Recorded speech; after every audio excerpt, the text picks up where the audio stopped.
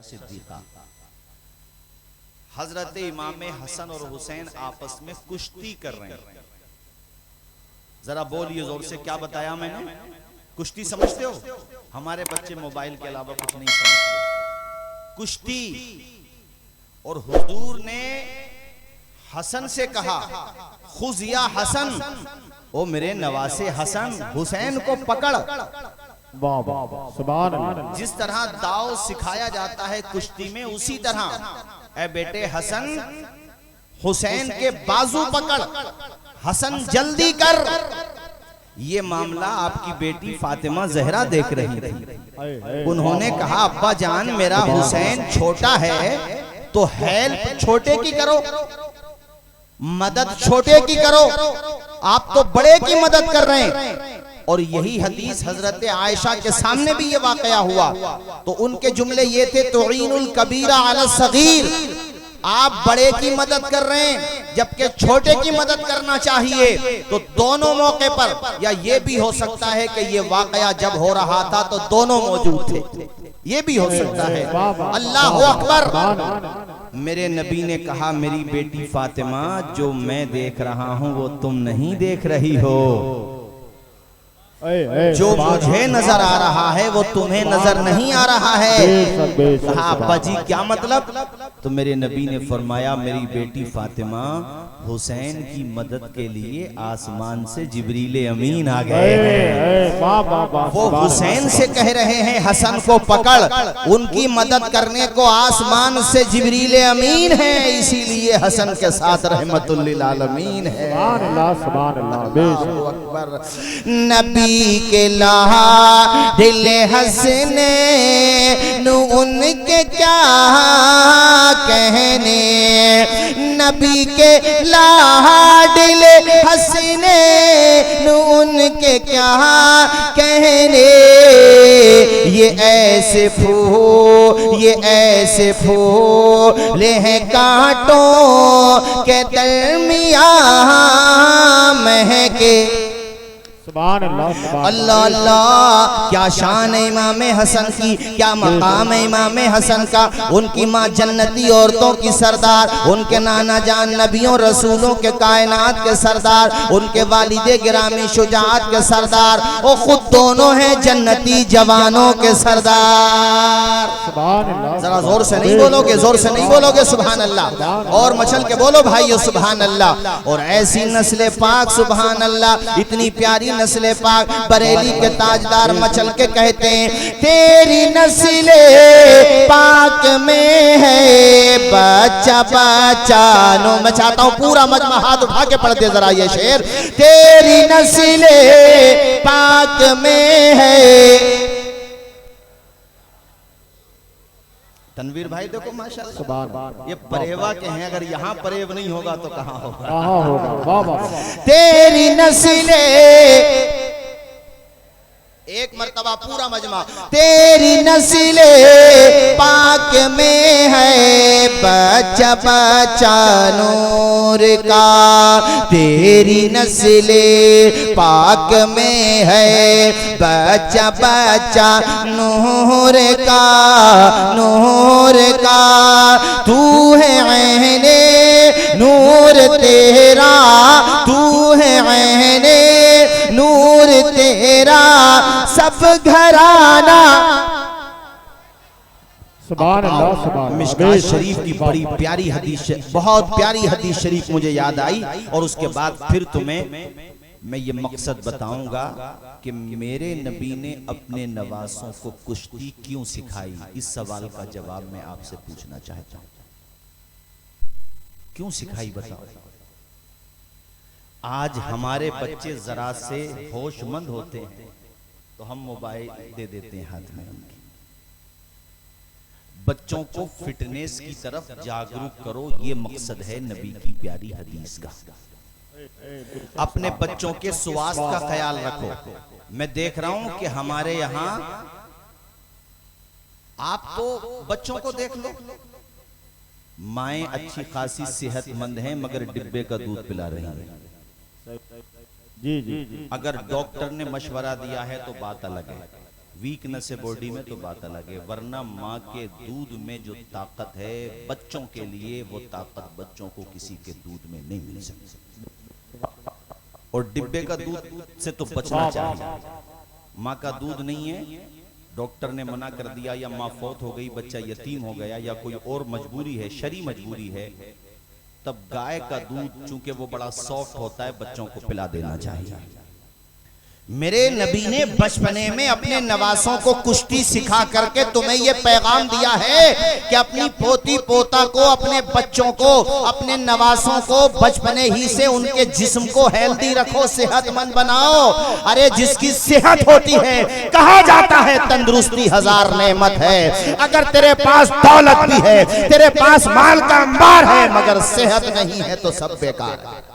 जी जी बाबा, यही बात। तकरीर में ये बातें नहीं आती, मगर मैं इसलिए जिक्र कर रहा हूं कि मैं जानता हूं जो फिट रहेगा वही हिट रहेगा। 3 बजे तक बच्चे मोबाइल चलाएं, 4 बजे तक बच्चे गंदी गंदी फिल्में देखें, गाने देखें, और दिन में फिर वो बगैर मजबूरी के, कोई काम नहीं था कि साहब जलसे में जागे थे या रात में कहीं जॉब कर रहे थे, तनवीर भाई कोई काम नहीं था, सिर्फ मोबाइल चला रहे थे। आप देख लो, मैं कह रहा हूं, आप पता करो डॉक्टर हजरात से, 17 साल, 15 साल, 13 साल, 25 साल तक के युवाओं की लिस्ट लेकर के आओ डॉक्टर हजरात से। बॉडी में वीकनेस है, पिंडलियों में ताकत नहीं बची, रीढ़ की हड्डी कमजोर हो गई, आंखों की बीनाई कमजोर हो गई, और इतनी कमजोर हो गई कि वो उम्र कमजोर होने का क्या मतलब। हाँ, बच्चा पढ़ रहा है तो समझ में आता है, ये तो पढ़ भी नहीं रहा है तो इसकी निगाह क्यों कमजोर हो रही है भाई। जो बच्चा पढ़ रहा था तो उसका तो समझ में आता है, कॉमन सेंस से कि भाई हो सकता है निगाह पढ़ने की वजह से। ओ भाइयों, मुस्कुरा के इस बात को न टालो, अल्लाह ने तुम्हें सेहत दी है, इसकी हिफाजत करो। ये सेहत का खजाना है, इसकी हिफाजत करो, जिंदगी भर काम आएगा। यहाँ बड़े बूढ़े बैठे हैं, इन्होंने तुम्हारी तरह दौलत का दौर नहीं देखा, मेहनत से दिन भर कमाते थे, ये रिफाइन की जगह सरसों का तेल इस्तेमाल करते थे। इनके बाजुओं की ताकत देखो, ये मठा पीते थे, छाछ पीते थे, दिन भर काम करते थे। आज 25 साल के युवा के बाजू में वो ताकत नहीं होगी जो यहाँ बैठे हुए 60 साल के बूढ़े के अंदर ताकत होगी। रीजन क्या है? इनके बाप दादाओं ने दंगल कराए थे, इनके दौर में रेसें हुआ करती थी, इनके दौर में 24-24 घंटे बच्चे मोबाइलों की स्क्रीन पे अपनी जिंदगियां बर्बाद नहीं करते थे, बल्कि दौड़े होती थी, दंगल हुआ करते थे, बाजुओं में ताकत होती थी, दाव सिखाए जाते थे। मेरे नबी ने अपने नवासों को आखिर कुश्ती क्यों सिखाई बताओ? रीजन ये है कि मेरे उम्मतियों, तुम भी अपने बच्चों को तैरना सिखाओ। अभी कहीं पर बाढ़ आ जाए, तेरा बच्चा तैरना जानता होगा, हद्दल इम्कान वो खुद को भी बचा लेगा, डूबने वालों को भी बचा लेगा।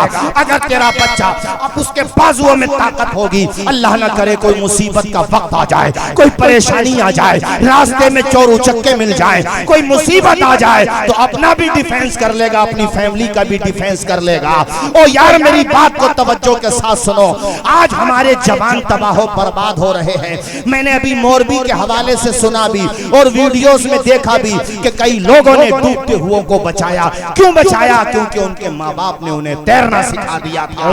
तुमने तो अपने बच्चों को सिर्फ मोबाइल देखना सिखाया, सीरियल वो देख रहे हैं, फिल्में वो देख रहे हैं, 24-24 घंटे मोबाइल की स्क्रीन पर लगे हुए अपनी जिंदगी तबाह बर्बाद कर रहे हैं। हम भी क्या खूब हैं, जीने की अदा भूल गए, अपने असलाफ के नक्शे कफे पर भूल गए। मंजिलें पाना तो ठहरा है बहुत दूर की बात, इतना भटके के खुद अपना पता भूल गए। बाबा, यही बात।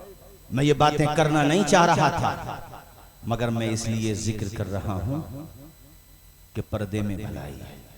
जी जी बाबा। पिताजी समझते हैं कि बेटे आराम फरमा रहे हैं, और बेटे पूरी पूरी रात जिंदगी बदनाम फरमा रहे हैं। आज हमारी कौम की बेटियां, अरे पहले फरार होती थी, हालांकि वो भी गलत था। मेरी बेटियों तक आवाज जाए तो सुनो, कौम की बहन बेटियों, तुम्हारे माँ बाप तुम्हारे रिश्ते के हवाले से सारी चीजों को सोचते हैं, जल्दबाजी नहीं करते।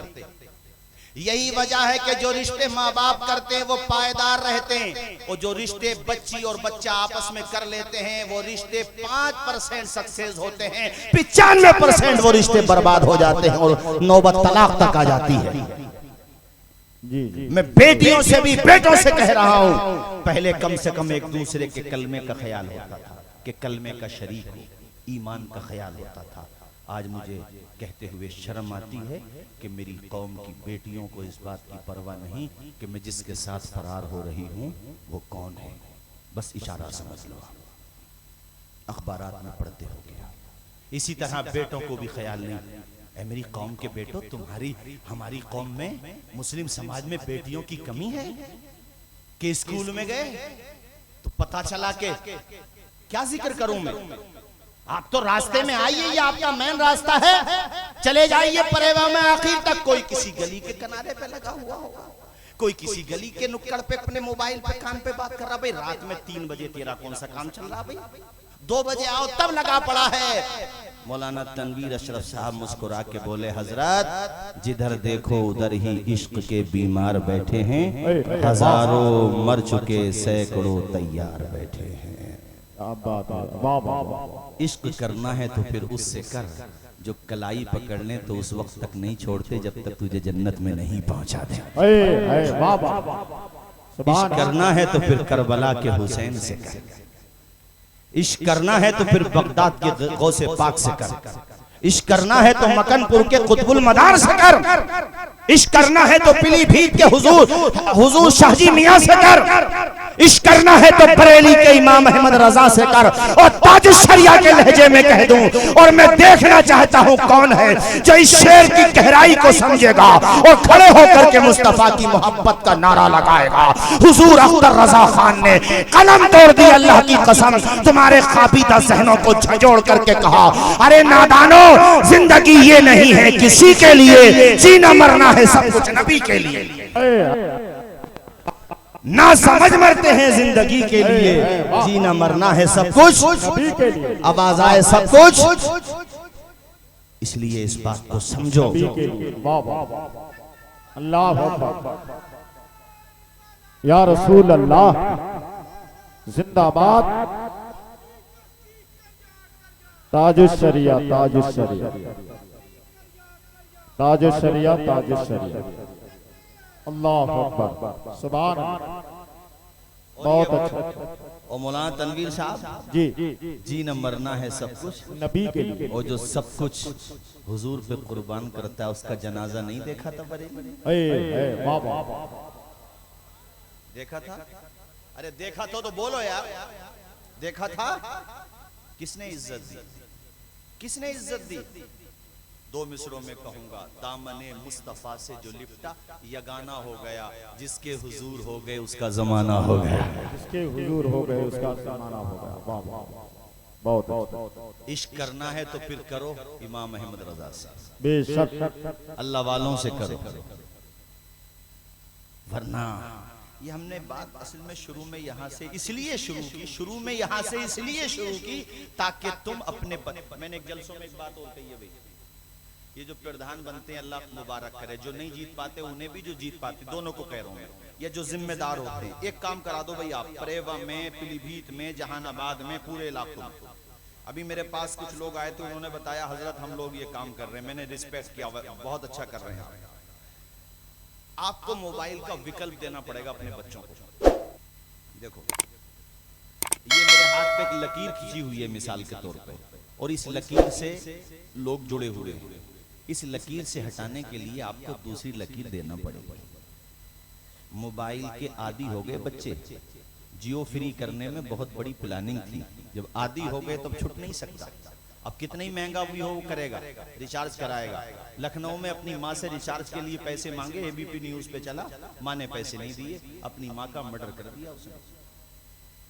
ये बच्चे गेम खेल खेल करके ना खुद कार्टून बन गए, आपको अंदाजा नहीं है इनका भी। हमारे, मैं बूढ़ों से कह रहा हूँ, तुमने बड़ा अच्छा दौर देख लिया, कयामत में तुम्हारा दफ्तर खुलेगा तो मैं यकीन के साथ कहता हूँ अगर गुनाह भी निकले तो इनसे कम निकलेंगे। आपको मोबाइल की लत से बचाने के लिए अपने युवाओं को विकल्प देना पड़ेगा, और उसका विकल्प यह है कि छोटे छोटे बच्चों में रेस लगवाई जाए। इनाम दिया जाए, हिम्मत बढ़ाई जाए, वाह वाह सुभान नातिया मुकाबले कराए जाएं, क़िरात के हवाले से उनमें हिम्मत अफजाई की जाए, छोटे छोटे बच्चों के तकरीर के हवाले से भी हो, ताकि वो बच्चे फिर मोबाइल पर मेहनत न करें, अपनी फिटनेस पर मेहनत करें, दौड़ना सीखें। और इसी तरह जो दंगल होते थे पहले सत्र छुपा करके, मैं उनकी बात नहीं कर रहा हूं जो बेसब्री के साथ होते हैं, सत्र छुपा करके नाव से लेके घुटनों तक सलीके के साथ, और पता ये चला कि बच्चों को कुश्ती सिखाना नाना हमारे हुसैन के नाना जान की सुन्नत है। जरा जोर से बोलो सुभान अल्लाह, और मचल के बोलो ना यार सुभान अल्लाह। इस बात पे अमल करेंगे कि नहीं, बोलो जरा जोर से। और ना अच्छी बात है, ये अच्छी बात है ना, तो ये अच्छी बात है, मुझे पता नहीं था लेकिन ये अच्छी बात है। परेवा के लोगों अखाड़ा होता है तो शरीयत की रोशनी में करो, नाव से लेके घुटनों तक छुपाओ और अपने बच्चों को पहलवान बनाओ। अरे कम से कम मोबाइल तो छोड़ेंगे, मोबाइल पे जो जिंदगी बदनाम करते हैं उसका तो एहसास होगा कि यार वीकनेस आ रही है बॉडी में। मुनाफिल मतीन साहब, कम से कम कुछ तो फायदा पहुंचेगा। और एक बात और कहना चाहता हूं आप लोगों से तेजी के साथ कि ऐ जवानों, तुम्हारे माँ बाप जिंदा हैं तो अपने माँ बाप की खूब कद्र करो। ये करबला का पैगाम अपने दिमाग में बिठा करके जाओ, यहाँ से ये पैगाम है, सुभान इसको जहन में बिठा करके जाना मेरे साथियों। तुमने उस जवान की दास्तान नहीं सुनी है जिसकी शादी को 18 या 17 दिन हुए थे। उम्मा ने जब कहा हुसैन पे कुर्बान हो जा, तो मुस्कुराते हुए अपनी जान हुसैन के कदमों पे कुर्बान कर दी थी। तो अपने माँ बाप की खिदमत करो, ये आज शहीद आजम कॉन्फ्रेंस में तुम्हें पैगाम दिया जा रहा है। अभी महरेरा शरीफ में उर्स था, वहां पर रफीक मिल्लत हजरत सैयद नजीब हैदर साहब ने बहुत जबरदस्त पैगाम दिए। उनमें से एक ये था कि महरेरा दुआ के लिए फोन वो करे जो अपने माँ बाप की खिदमत करता हो, और जो माँ बाप की खिदमत ना करता हो वो दुआ के लिए फोन ना करे।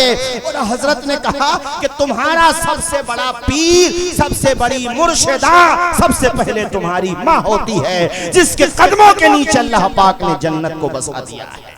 सुभान अल्लाह सुभान अल्लाह, बेशक बहुत अच्छे नारे। तुम कहोगे मौलाना तौसीफ रजा साहब, माँ बाप का जिक्र क्यों कर रहे हो? माँ बाप का कहना मानने से क्या मिलता है, माँ बाप की खिदमत करने से क्या मिलता है? तो मैं आपको बताना चाहता हूँ, जो माँ बाप का कहना मानता है उसे दुनिया में मोहब्बतों का पैगाम मिलता है, मरने के बाद हौज़ कौसर का जाम मिलता है। तुम्हारे करीब ही के रहने वाले थे मरहूम सज्जाद निजामी साहब, वो तो मिसरे पढ़ा करते थे, अल्लाह ताला जन्नत में आला मकाम अता फरमाए। माँ बाप के हवाले से मुझे याद आ गए, आप हजरात भी सुन लीजिए और इस नियत से सुभान अल्लाह बोलिए कि मालिक इसका सवाब उनकी रूह को अता फरमा दे। बोलो आमीन, बोलो जोर से। वो जीते जी दुनिया में जन्नत का मजा लेंगे, वो जीते जी दुनिया में जन्नत का मजा लेंगे,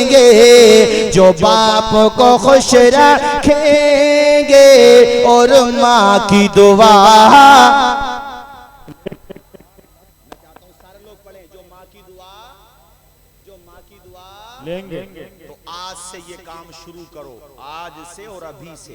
सुबह को जाओ जहानाबाद, पीलीभीत, यहाँ तक के कोठी तक भी अगर जाओ तो अपने बूढ़े माँ बाप से इजाजत लेके जाओ, माँ का हाथ सर पे रखवा करके जाओ, बाप से कहो अब्बा जी मैं जरा काम से जा रहा हूँ, तू जब तक पलट के नहीं आएगा माँ बाप की दुआ तेरी हिफाजत करती रहेगी। सुभान अल्लाह सुभान अल्लाह, माँ बाप की दुआ की बरकत से मालिक तेरी हिफाजत करेगा। मुझे 4 मिसरे मुनव्वर राना के याद आते हैं, बुलंदी देर तक किस शख्स के हिस्से में रहती है। वाह वाह सुभान अल्लाह सुभान अल्लाह। इतनी कम मोहब्बत है माँ बाप से, नहीं बोलोगे हाथ उठा के सुभान अल्लाह? माँ बाप के नाम पे बोलो सुभान अल्लाह। जब बाप बनोगे ना तो एहसास होगा कि बाप बनना आसान नहीं होता। जो मेरी कौम की बहन बेटियां सुन रही हैं, जब माँ बनेंगी तो पता चलेगा कि माँ का मकाम क्या होता है। बुलंदी देर तक किस शख्स के हिस्से में रहती है, बहुत ऊंची इमारत हर घड़ी खतरे में रहती है। ये ऐसा कर्ज है जिसको अदा में कर नहीं सकता, मैं जब तक घर न पहुंचूं माँ मेरी सजदे में रहती है। सुभान अल्लाह, सुभान अल्लाह। बेशक मुनव्वर राना साहब मिल गए लखनऊ से आते हुए। मैंने कहा मैं आपके अशार पढ़ देता हूँ, मुझे उनके बारे में ज़्यादा पता नहीं, लेकिन माँ के बारे में अच्छी शायरी करते हैं।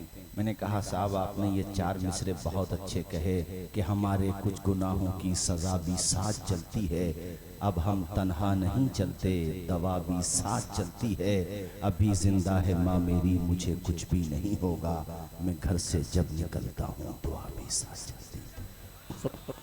इमाम हुसैन ने जब मदीना छोड़ा था तो अपनी अम्मी जान हजरत सैयदा तैयबा आबिदा जाहिदा फातिमा ज़हरा की कब्र पे जाकर के आंसू बहाए थे। ये पैगाम इसलिए दे रहा हूँ कि तुम में से किसी की माँ का साया उठ चुका हो तो कब्र से वास्ता तोड़ मत देना, हफ्ते में एक दिन कम से कम जाके फातिहा पढ़ लिया करना। वालिद का साया उठ चुका है। एक जुमला, औरत जब प्रेग्नेंट होती है ना, डॉक्टर कह दे ये चीज नहीं खाना, अल्लाह की कसम हाथ नहीं लगाती। किसके लिए? तेरे लिए। और जब डिलीवरी का टाइम आता है, तनवीर भाई जरा सुने, बड़ी अच्छी बात मुझे याद आ गई। ये आपके खित्ते के हैं, जोखनपुर के, हमारे अमरोहा में एक जमाने से माशाल्लाह, और पुराने नाजिमों में शुमार होता है। बेहतरीन निजामत करते हैं इख्तिसार के साथ माशाल्लाह। अल्लाह खूब बरकतें अता फरमाए। डिलीवरी का टाइम, डॉक्टर ने देखा सिचुएशन डिफिकल्ट है, अरे कलेजे पे हाथ रख के सुन जवान। परिवार वालों से कहा डॉक्टर ने कि या तो जच्चा को बचा लो या बच्चा को बचा लो। माँ को बचाना है तो बच्चा नहीं बचेगा, और बच्चे को बचाना है तो माँ नहीं बचेगी। है कोई ऐसी हस्ती जो तेरे लिए अपनी जान दे दे? सगा भाई भी कुछ देर के लिए सोचेगा, कुछ देर के लिए तो सोचेगा। मैं ये नहीं कहता जान नहीं देगा, जबकि उस माँ ने अभी बेटे को देखा तभी नहीं है। लेकिन माँ कहती है आधी होश में है आधी बेहोश है कि डॉक्टर साहब मेरी फिक्र न करो, मेरे बच्चे को बचा लो। ये सिर्फ माँ का कलेजा होता है, कहती है मेरे बच्चे को बचा लो। हमने माँ को क्या दिया, बाप को क्या दिया? हमने सुबह से शाम तक कमाता है बाप, शाम को घर पे आता है थका हारा, जहानाबाद से आया, पीलीभीत से आया, सितारगंज से आया, दूर दूर से बेचारा कमा करके आया, और शाम को तेरे चेहरे पे खिली हुई मुस्कुराहट देखता है, बाप की थकान उतर जाती। जिंदगी अगर एक दरख्त है तो उस दरख्त की जड़ का नाम माँ बाप है। अगर तुम जड़ को काट दोगे, वो दरख्त कितना ही तनावर हो जाए, कितना ही सरसब्ज और शादाब हो जाए, अगर जड़ नहीं रहेगी तो वो दरख्त भी नहीं रहेगा। जी जी जी। इसलिए कहता हूँ अपने माँ बाप की खिदमत किया करो, अपने माँ बाप की सेवा किया करो। बाजार से सामान खरीद के लाते हो, पहले माँ बाप के हाथ पे रख दिया करो, अपने माँ बाप की कुर्बानियां याद किया करो। आए लोगों, अपने माँ बाप को मोहब्बत से देखा करो, प्यार किया करो। ये फसाना नहीं हकीकत है, अपनी माँ से, अपनी माँ से जिसे मोहब्बत है, गौर से पे तू क्यों नहीं कहता, माँ के कदमों के नीचे जन्नत है। सुभान अल्लाह, सुभान अल्लाह। नारे तकबीर, नारे रिसालत, मसलके आला हजरत। सुभान अल्लाह, सुभान अल्लाह।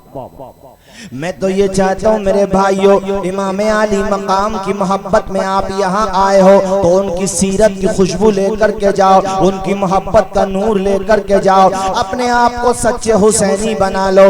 दुनिया वाले तुम्हारा किरदार देखें, गुफ्तार देखें, तुम्हारी रफ्तार देखें तो वो ये कहने पर मजबूर हो जाएं, जब हुसैनी का किरदार ऐसा है तो करबला में इमाम हुसैन का किरदार कैसा हो। बहुत अच्छा, जरा ऊंचा बोलिए। मौलाना तनवीर साहब जी जी सुनिए जरा, जी अता कुछ नेक लोगों का गुजर वाह वाह एक बस्ती के पास से हुआ जहां थोड़े थोड़े मकान थे, कोई कोई जी, मकान था, जी, वो जी। जंगल ही ज्यादा था। वो लोग वहीं पे रात को रुक गए। कलयुगी में ये बात लिखी हुई है। अब रात में वो लोग जब सो गए तो उनकी आंख खुली जिस वक्त, तो उन्होंने गधे की आवाजें सुनी। किसकी? वो गधे की आवाज सबसे बुरी आवाज होती है। अगर गधा बोले तो फिर कोई सो नहीं सकता। इन्ना अनकरल अस्वाती लसौतुल हमीर, सबसे बुरी आवाज गधे की आवाज होती है। वो लोग सो नहीं पाए। अब वो बाहर निकल के देखते थे, यार गधे की आवाज आती है मगर गधा नजर नहीं आता। दिन का उजाला हुआ, पास में एक झोपड़ी पे नजर गई। उन्होंने सोचा कि यार यहाँ जाके पूछते हैं कि ये रात में आवाज क्यों आ रही थी, किसकी आ रही थी। करीब में पहुंचे तो वो मकान एक बूढ़ी औरत का मकान था। जाकर के उसको अपनी बात बताई तो बूढ़ी औरत कहती है कि वो जो रात में तुमने गधे के आवाजें, जो बुरी आवाजें सुनी, वो किसी जानवर की आवाज नहीं थी, मेरे मरे हुए बेटे पर अजाब हो रहा है, उसी की आवाजें थी। अल्लाह, क्या मतलब? कि मेरा बेटा जिसको मैंने बड़ी दुआओं से मांगा था, जब वो समझदार हो गया, बुरी सोसाइटी में बैठने लगा, शराब पीने लगा। परेवा में अगर किसी से ये गुनाह हुआ हो तो यहीं तौबा करके जाए। जिंदगी का कुछ नहीं पता, कब जिंदगी आपसे बेरुखी कर दे। जी जी बहुत सारे लोग देखे गए कि बुढ़ापे में तौबा कर लेंगे। यार बुढ़ापा ही नहीं आता, मौत आ जाती है। हजरत इमाम गज़ाली अल-मुतवफ़्फ़ा 505 हिजरी, आपसे सवाल हुआ कि हजरत तौबा तो बुढ़ापे में भी कबूल हो जाती है। फरमाने लगे, नादान, बुढ़ापा यकीनी नहीं होता, मौत यकीनी होती है। बुढ़ापे पे तौबा को मत टाल, अगर बुढ़ापा ही नहीं आया तो क्या होगा। कितने जवान हैं, मैंने ऐसे जवानों के जनाजे उठाए हैं, ऐसे भयंकर एक्सीडेंट अपनी आंखों से देखे हैं कि कलियर जवान जिनके बाजुओं में भी ताकत थी, जिनके सीने की मिसालें दी जाती थी, जो जमीन पे अकड़ के चला करते थे, हमने ऐसे लोगों के जनाजे उठाए हैं कि उनका भेजा पॉलीथीन में भर के लाया गया था। अल्लाह, मौत आ जाती है जहां घर नहीं होता, बहुतों को तो कफन तक भी मयस्सर नहीं होता। जी जी सही। बुढ़ापे पे मत डालो तौबा को।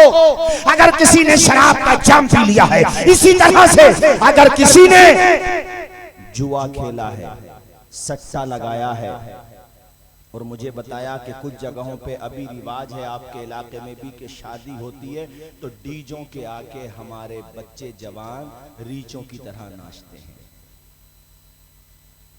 यार हम क्यों नाच रहे हैं, दुनिया वैसे ही बहुत नचा रही है हमें। तो ये हंसने की नहीं, रोने की बात, ये हंसना समझ रहे हैं आप। आपको पता नहीं है क्या हो रहा दुनिया में आज, आपको अंदाजा नहीं है दुनिया में क्या हो रहा है। अरे कहां से कहां पहुंच गए तुम। तुम्हारे हिजाब पे पाबंदी, तुम्हारे मदरसों पे एतराज, तुम्हारे स्टेटस पे एतराज, तुम्हारे तशख्खुस पे हमले, मगर फिर भी तुम अपनी बहन बेटियों और बेटों की शादी में डीजों के आगे रीचों की तरह नाच रहे हो। अरे दुनिया भी अपने ईवान में बैठ करके वो लोग हंसते होंगे कि इनसे बड़ा बेवकूफ पूरी दुनिया में कोई नहीं है, हम इनके मारने की प्लानिंग कर रहे हैं, और ये फिर भी डीजों के आगे रीचों की तरह नाच रहे हैं। शादी नबी की सुन्नत है। किसकी सुन्नत है? तो सुन्नत का रंग नजर आना चाहिए, शैतान का रंग नजर नहीं आना चाहिए। हमारे इलाके में नाम सुना होगा आपने अमरोहा का, जहां हमारे मौलाना तनवीर साहब पढ़ाते। हमारे खित्ते से एक बारात गई थी अमरोहा, और एक ऐसे एक वाकया तहसील सुवार का भी है जिला रामपुर में, और वहां और भी बहुत सारी जगहों के हैं। बारात गई, पूरी रात सोने नहीं दिया मोहल्ले वालों को, किसी ने आवाज निकाली, खैरियत नहीं। गरीब आदमी की तो अपने मुसलमानों में भी कहां कदर होती है, जो कमजोर होता है उसकी सुनवाई कहां होती है। ताकतवर की सुनवाई हो रही है, ऐसा मत करो। इमाम हुसैन का पैगाम यह है कि सब्र वालों का मोहब्बत से कलाई थाम लो, उनका साथ दे दो, हुस्न अखलाक की अनमोल निशानी दे दो, गम के ठहरे हुए दरिया को रवानी दे दो। तुम हुसैनी हो तो एहसान के मशकीजे से कोई दुश्मन भी अगर मांगे तो पानी दे दो। सुभान अल्लाह बेशक। वो बारात गई पूरी रात तूफान बदतमीजी, जब बारात गई तो उसमें भी नाचते हुए जा रहे थे।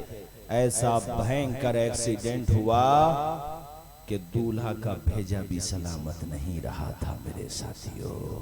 इसलिए मैंने तुमसे कहा है, जवानी इसको दीवानी मत बनाओ। क़यामत में अल्लाह पाक तुम्हें अपने दरबार में हटने नहीं देगा जब तक इस बात का जवाब नहीं ले लेगा। बताओ जवानी गुजारी कहाँ है तुमने? बताओ जवानी कहाँ गुजारी है? बहुत सारे लोगों से जवाब नहीं दिया जाएगा, मगर हाँ कुछ जवान होंगे जो कहेंगे मालिक जवानी हमने जलसों में गुजारी है, तेरे नबी का जिक्र सुनने में गुजारी है।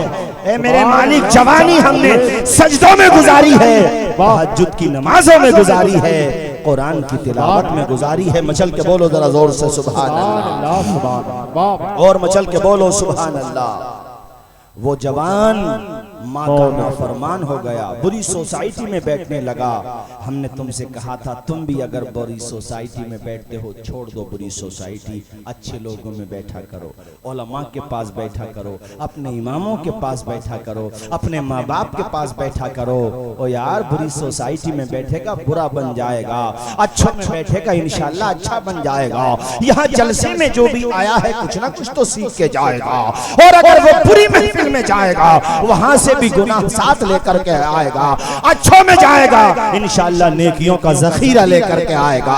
इसी तरह उसका बूढ़ा, उसका जो जवान बेटा था उस बूढ़ी औरत का, वो शराबी बन गया। माँ कहती है रात को शराब पी के शाम को या रात को जब वो वापस आता, मैं उससे कहती मेरे लाल तू शराब मत पिया कर, ये बुरी आदत है, अच्छे लोगों में बैठा कर बुरों में मत बैठा कर। तो मेरा बेटा मुझसे कहता था ए बूढ़ी औरत तू गधे की तरह मत कहा कर मुझसे। अपनी माँ को गधा कह करके बुलाता था, गधी कह करके बुलाता था। माँ माँ होती है, सब्र करती रही। माँ रोते हुए कहती है एक दिन मेरे दिल से बद्दुआ के अल्फाज ये निकले कि तू मुझे गधी कहता है, खुदा करे कि तू ही गधा बन जाए। कहते हैं ये कहना था, मेरी ये बद्दुआ कबूल हो गई, मेरा बेटा मर गया।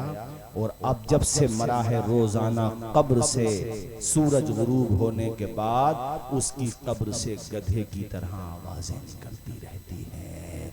ये तुम्हें मैंने इसलिए सुनाया है ताकि तुम बुरी सोसाइटी से दूर रहो, अपने मुआशरे को पाक साफ करो, अच्छा करो।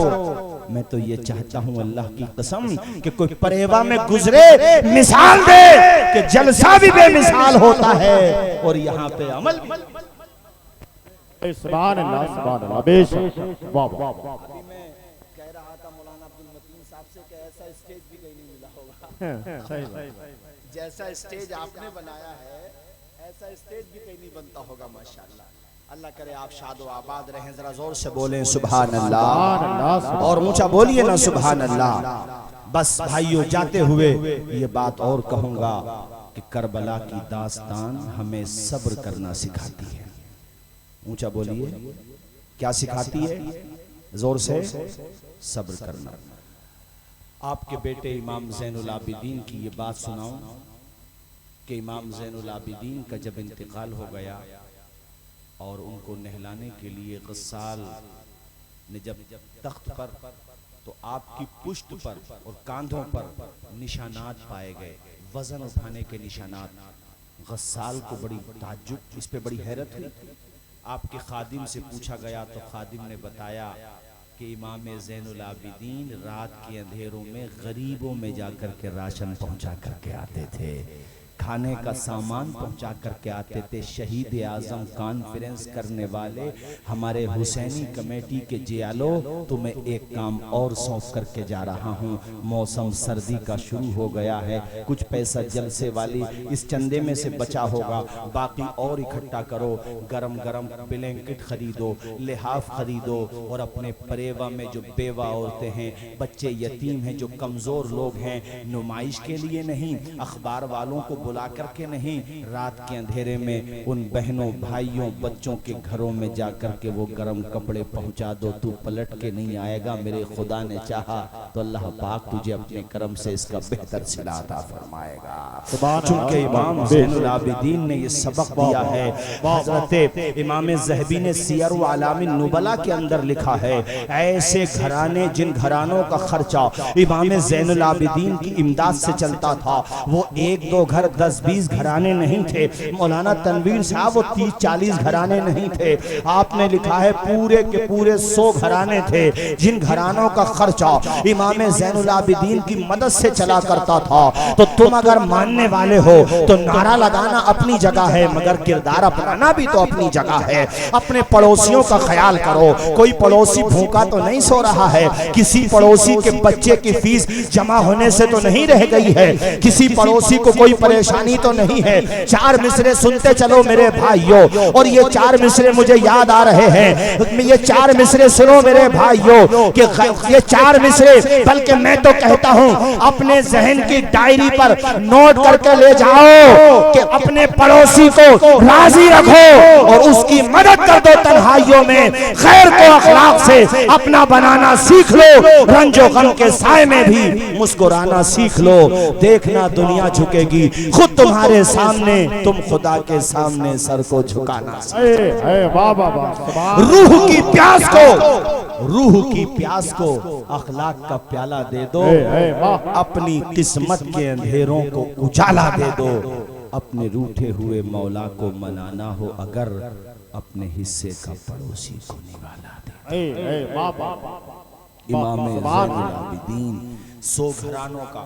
ये बात हमने अखबार वाली इसलिए कही कि बाज लोग 1000 के 4 लिहाफ खरीद के लाते हैं और गरीब औरतों को लाइन में खड़ा करके अखबार में फोटो छपवाते हैं कि फुला सेठ साहब ने गरीबों को दान किया। अबे ओ सेठ की पूछ, अल्लाह से डर, नुमाइश मत कर। अगर वहां पे तेरी बहन बेटियां खड़ी होती, फोटो खिंचवाता तो 250-250 रुपए के लिहाफ दे रहा है और गरीबों की नुमाइश कर रहा है। मैंने एक फेसबुक पे फोटो देखा, एक कंबल है 500 रुपए का और 10 लोग हाथ में लेके फोटो खिंचवा रहे हैं। अब ऐसी नुमाइश से क्या फायदा? अल्लाह से डर, खामोशी से जाके गरीबों की मदद कर दिया कर। हाँ, ये बता सकते हो कि हमारी कमेटी ने ये काम किया है, उनके नाम मत बताओ जिनको इनाम दिया है। बात समझ आ रही है? अरे समझ आ रही है कि नहीं? बात बोलो। जी जी, ये काम होना चाहिए कि नहीं होना चाहिए? इमाम आली मकाम ने ये पैगाम करबला से दिया कि खुद न पियो दूसरों को पिलाओ। बेशक खुद न खाते थे औरों को खिला देते थे। ऐसे साबिर हैं मोहम्मद के घराने वाले। ये मैं तुम्हें बार बार कह रहा हूं कि अपने आप के अंदर सब्र का जज्बा पैदा करो। हमारे यहाँ छोटी छोटी बातों पे झगड़े हो जाते हैं, छोटी छोटी बातों पे। झगड़ों को खत्म करो, प्यार से रहो, मोहब्बत से रहो और दूसरों की मदद करने का जज्बा पैदा करो। ये ब्लैंकेट वाली बात मैंने कई जगह जलसों में कही तो मेरे पास बाद में फोन आते हैं, लोग बताते हैं कि हजरत माशाल्लाह लोगों में इसका असर हुआ। भाई 10 लोगों की कमेटी बना लो, 20 की कमेटी बना लो, 50-100 लोग हो कमेटी बना लो। और कमेटी बनाने के बाद अपने 1000, 2000, 5000 जितना भी जिसका हिसाब है इकट्ठा कर लो। और मैं समझता हूँ 30,000 रुपए भी इकट्ठा कर लिए तो इंशाल्लाह 1,000 रुपए के रेट से 30 कंबल तो आ ही सकते हैं। 30 और वो फिर लिहाफ कंबल खरीद लो, लिहाफ खरीद लो। उसका तरीका ये होता है कि कोई मिंबर तुम्हारा किसी मोहल्ले का है, उसको पता होता है कि हमारे मोहल्ले में किसकी माली हालत कमज़ोर है, किसके घर पे ओढ़ने का साधन नहीं है, खामोशी के साथ वहाँ तक पहुँचा दो, वो बड़ी दुआएं देगा तुम्हें। तुमने बुखारी शरीफ की ये हदीस शरीफ नहीं पढ़ी है? आका की प्यारी हदीस जलसों में नहीं सुनी है कि मेरे नबी फरमाते हैं पहली उम्मतों में एक बदकार औरत थी, गुनाहगार औरत थी। बदकार का लफ्ज़ समझ सकते हो कितनी गुनाहगार होगी। रास्ते में गुजर रही थी, कुएं के पास पानी पीने के लिए गई। उस कुएं के पास उसने देखा एक प्यासा कुत्ता है जो प्यास की वजह से अपनी जबान बाहर निकाल रहा है, मगर वो पानी नहीं पी पाता क्योंकि पानी का काफी गहराई पर था। वो बार बार बेचारा प्यास की वजह से कुएं के पास जाता है मगर पलट कर आ जाता है, फिर जाता है, फिर पलट कर आ जाता है। यहाँ तक कि औरत ने अपने पाँव का मोजा निकाला और उसके बाद पानी कुएं से निकाला और उस मोजे को उस कुत्ते के मुंह पे निचोड़ दिया। वो कुत्ता पानी पी करके दुम हिलाता हुआ चला गया। अल्लाह के पैगंबर फरमाते हैं कि अल्लाह ताला को उस औरत की ये अदा इतनी पसंद आई कि रब ने उसके इसी अमल को जन्नत में जाने का जरिया बना दिया। जब एक प्यासे कुत्ते को पानी पिलाने का इतना सवाब है तो किसी प्यासे इंसान को पानी पिलाने का कितना सवाब होगा, किसी प्यासे को, किसी भूखे को खाना खिलाने का कितना सवाब होगा, किसी गरीब इंसान की मदद करने का कितना सवाब होगा।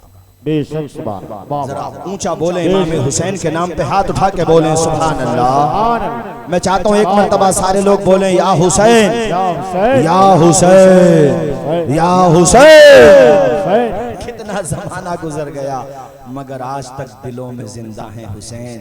यजीद खत्म हो गया, हुसैन आज भी जिंदा हैं और हमेशा जिंदा रहेंगे। क्यों? इसलिए कि उन्होंने गरीबों की मदद की, दीन के लिए अपना घर कुर्बान कर दिया। मैं भी गांधी जी का स्टेटमेंट पढ़ रहा था।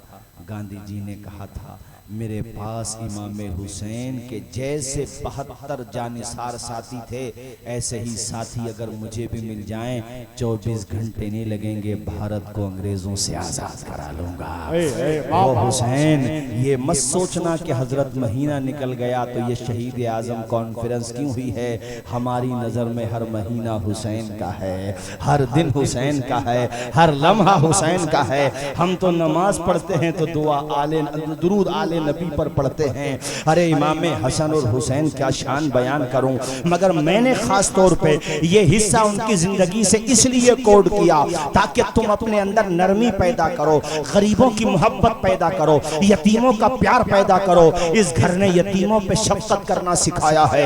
आज तुम्हें यह भी बताता चलूं कि तुम्हारी नजर में हो सकता है सितारगंज का महल बहुत अच्छा हो, पीलीभीत का मॉल बहुत अच्छा हो सकता है तुम्हारी नजर में वो घर बहुत अच्छा हो जिसमें टाइल्स लगी हुई हो सकता है तुम्हारी नजर में कोई बंगला बंबई का बहुत अच्छा हो, दिल्ली का कोई रूट महल बहुत अच्छा हो, मगर याद रखो हुसैन के नाना फरमाते हैं सबसे अच्छा घर वो घर है जिस घर में किसी यतीम बच्चे की परवरिश की जा रही हो, जिस घर में किसी यतीम को सहारा दिया जा रहा हो, और सबसे बुरा घर वो घर है जिस घर में किसी यतीम पर जुल्म किया जा रहा हो। बस मेरी तकरीर का भी वक्त मुकम्मल हो गया, जितना मुझे वक्त दिया गया था। अब घड़ी ऊपर चल रही है, मगर आपकी मोहब्बत और आपका प्यार कि मैंने चंद बातें आपके सामने मजीद अर्ज कर दी। आखिर में ये बात भी कहूँगा कि अगर तुम्हारे पड़ोस में रिश्तेदारों में कोई बच्चा यतीम है, उसके सर पे दस्ते शफकत रख दो, उसे बेटे जैसा प्यार दे दो। मेरे नबी फरमाते हैं किसी यतीम बच्चे के सर पे तुम हाथ रखो, उस हाथ के नीचे जितने बाल आ जाते हैं अल्लाह ताला हल बाल के बदले में सदके का सवाब अता फरमा देता है। यतीमों से प्यार करो, मोहब्बत करो। ओ भाइयों, इनसे खूब मोहब्बत करो। दरवाजे पे कभी फकीर आ जाएं जो वाकई मुस्तहिक होते हैं, उनको धुतकारा ना करो। अल्लामा कमालुद्दीन दुमैरी ने हयातुल हैवान में मैंने जितनी भी बातें आपको बताई हैं सबूत के साथ बताई हैं मेरे भाइयों, आप बिला रोक ठोक बयान कर सकते हैं। अल्लामा कमालुद्दीन दुमैरी हयातुल हैवान में लिखते हैं कि पिछली कि एक औरत सर पे कपड़ों की पुटलिया गोद में दूध पीता बच्चा लेकर नहर के किनारे पे, कहीं जंगल में वो नहर थी, पानी का तालाब था या नहर थी, कपड़े धोने के लिए गई। अपने बच्चे को उसने एक दरख्त के नीचे लिटा दिया, साथ में खाने का सामान ले गई थी। कपड़े धोते धोते जब दोपहर का वक्त हुआ और खाने का टाइम हुआ तो उसने खाने का सामान अपने सामने रखा ही था। इज़ जाअ अस्साइल कि अचानक कहीं से कोई मांगने वाला आ गया और उसने कहा, बहन कई रोज का भूखा हूँ, मुझे खाना थोड़ा सा खिला दे, अल्लाह तुझे जन्नत का खाना खिलाएगा। औरत दिल की नरम थी, उसे दया आई, प्यार आया और उसने उस फकीर को खाना दे दिया। वो फकीर खाना खाता जा रहा है, औरत को दुआएं देता जा रहा है। औरत बीच में बोल पड़ी, कहा, बाबा मुझे दुआ दो या ना दो, मेरा बच्चा जो दरख्त के नीचे आराम कर रहा है, मेरे नूरे नजर को दुआ दे दो, मेरे बच्चे को दुआ दे दो। ये तो माँ होती है ना कि अपने लिए नहीं अपने बच्चे के लिए दुआ करा रही है। यहाँ तक कि वो फकीर वहां से चला गया। वो भूखा भी था, प्यासा भी था, कमजोर था। वो भाइयों दिल से दुआ कर रहा था और दिल से जो बात निकलती है असर रखती है, पर नहीं ताकते परवाज मगर रखती है। उस औरत ने ये कहा था, मैं तो घर पे जाके शाम को खाना खा लूंगी, अल्लाह जाने तुमने कब से खाना नहीं खाया है। वो तो वहां से चला गया। औरत के जो बाकी कपड़े बचे थे उसको धोने में मशगूल हो गई। शाम का वक्त होने को है, कपड़े धो करके फारिग हो गई। उसने सोचा कि कपड़ों की पुटलियां बना लूं, कपड़ों की धुले हुए कपड़ों की पुटलियां बनाई। अब उस तरफ गई जहां बच्चा सुला दिया था। उस दरख्त के जब करीब पहुंची, परेवा के मुसलमान भाइयों, आसपास से आए हुए मेरे सुन्नी भाइयों, जब दरख्त के करीब वो खातून पहुंची, दिल पे एक चोट लगी। दीदाए तर से देखा, आसमां को बड़ी हसरत की नजर से देखा। बच्चा वहां नहीं था, बच्चा वहां से गायब हो चुका था। दरख्त के नीचे जब बच्चे को नहीं पाया तो औरत की चीख निकल गई, रोने लगी, मालिक मेरा बेटा कहां चला गया, मैंने तो यहीं पर सुलाया था। चारों तरफ दौड़ रही है माँ, मगर बच्चा नजर नहीं आ रहा है। दौड़ती जाती है, यहाँ तक कि उसकी नजर पड़ी झाड़ी पर। उसने देखा कि झाड़ी के पीछे भेड़िया खड़ा है और भेड़िए के मुंह में बच्चा पड़ा है। अल्लाह, ये कह लो कि मौत के मुंह में बच्चा पड़ा है। माँ होती है, कोई और होता जान बचा लेता। औरत ने भेड़िए के पीछे भागना शुरू कर दिया। हाय हाय हाय हाय, चोट लगी, पत्थर पे पांव लगा, जमीन पे गिर गई, बेहोश हो गई। कुछ देर के बाद होश आया। कुदरत का करम देखो कि बच्चा पहलू में लेटा हुआ मुस्कुरा रहा था। नहीं बोलोगे मुस्कुरा के सुभान अल्लाह? अरे समझ आ रही है बात, दिल को लग रही है तो बोलो ना जोर से सुभान अल्लाह, और मचल के बोलो। औरत को याद आया कि बच्चा तो खो गया था, मेरे पास कैसे आ गया। उसने चारों तरफ नजर को दौड़ाया कि कौन है जिसने मेरे बच्चे को बचाया। तो दो सफेद कपड़ों वाले नूरानी चेहरों वाले नजर आए, कुछ दूर निकल गए थे। उनको आवाज दी, पलट के आओ। हत्ता रजा इलैहा, यहाँ तक कि वो दोनों औरत के करीब आए। औरत ने कहा, इतने हसीन चेहरे जिंदगी में नहीं देखे, ऐसे पाकीज़ा लिबास वाले जिंदगी में नहीं देखे हैं मैंने। आखिर तुम हो कौन? मेरे इलाके के तो नहीं लगते, मैं तो इलाके में कमोबेश सबको जानती हूँ। तुम कौन हो? तुम्हारे चेहरे की रंगत अलग है और इसका ढंग ही अलग है, लिबास का तकद्दुस अलग है। आखिर तुम हो कौन? दोनों ने कहा, नहनु मलकान, ए खातून हम जमीन वाले नहीं आसमान वाले हैं, हम इस यहाँ के मखलूक नहीं हैं, हम तो अल्लाह के फरिश्ते हैं। फरिश्तों का नाम सुना तो औरत खुशी में रोने लगी और इस तरह से रोई कि आंसू झमझम बरसने लगे।